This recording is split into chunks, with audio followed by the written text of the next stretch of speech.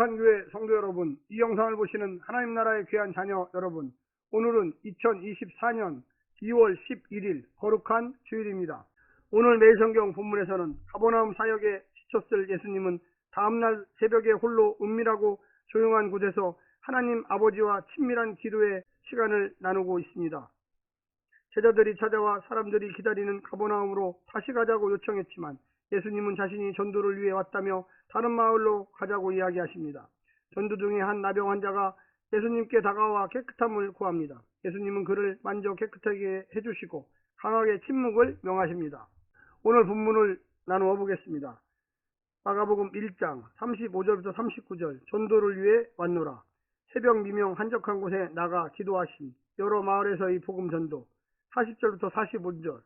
나병 환자를 치유하심. 한 나병 환자의 치유 간구. 그를 만져 깨끗하게 하심. 침묵을 엄히 경고하심.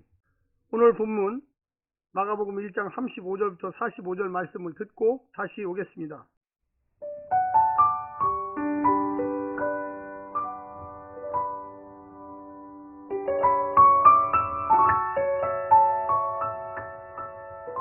새벽 아직도 밝기 전에 예수께서 일어나 나아가 한적한 곳으로 가사 거기서 기도하시더니 시몬과 및 그와 함께 있는 자들이 예수의 뒤를 따라가 만나서 이르되 모든 사람이 주를 찾나이다.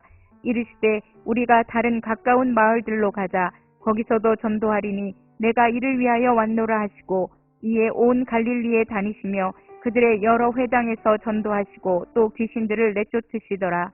한 나병 환자가 예수께 와서 꿇어 엎드려 간구하여 이르되 원하시면 저를 깨끗하게 하실 수 있나이다. 예수께서 불쌍히 여기사 손을 내밀어 그에게 대시며 이르시되 내가 원하노니 깨끗함을 받으라 하시니 곧 나병이 그 사람에게서 떠나가고 깨끗하여진지라.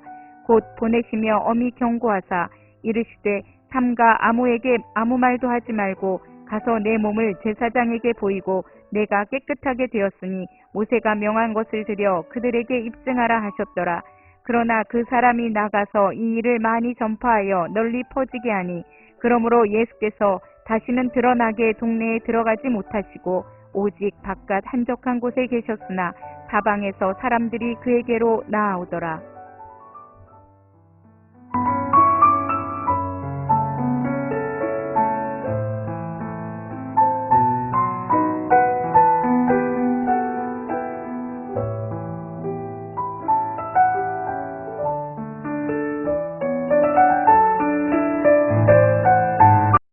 이 대목에서 공간복음에서는 사뭇 다른 스토리라인으로 서사를 진행합니다. 마가는 예수님의 공적 사역에 대한 초점을 더욱 견고히 하면서 이야기를 진행시키고 있습니다. 예수님의 공적 사역의 중요한 특징이 반복되는 가운데 모두를 위해 여러 마을을 돌아다니는 순례사역과 그 과정에서 하나님과의 친밀한 교제를 놓지 않는 것입니다.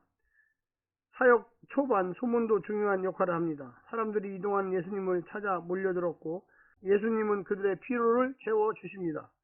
이야기 속에서 예수님의 정체성은 급격히 확산되며 기독론은 점차 선명하게 부각됩니다. 오늘 본문을 세 부분으로 나누어 자세히 설명드리겠습니다. 첫 번째, 환호의 자리에서 기도의 자리로. 예수님께서는 아침 일찍 더 많은 환자들이 예수님을 찾아오기 전에 새벽 아직도 밝기 전에 광야 한적한 곳으로 가서 기도하십니다. 사역보다 앞선 것은 교제였습니다.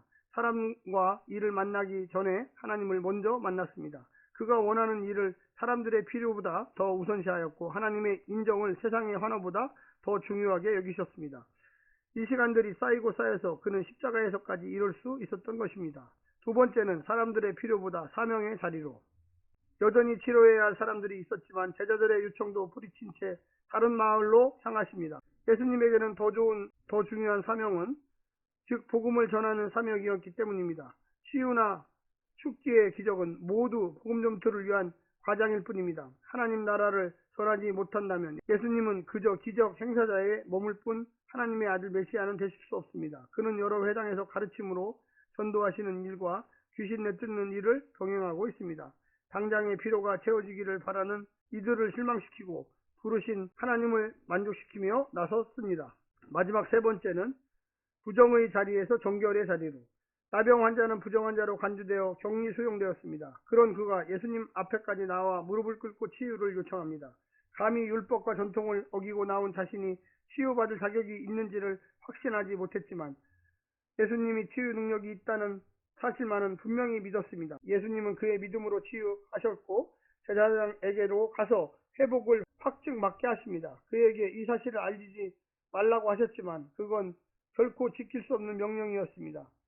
예수님이 한사코 피했던 환우와 분주함의 자리는 늘 예수님 앞에 열렸습니다. 그것이 전혀 중요하지 않는 예수님에게는 그것은 문제가 되지 않았습니다.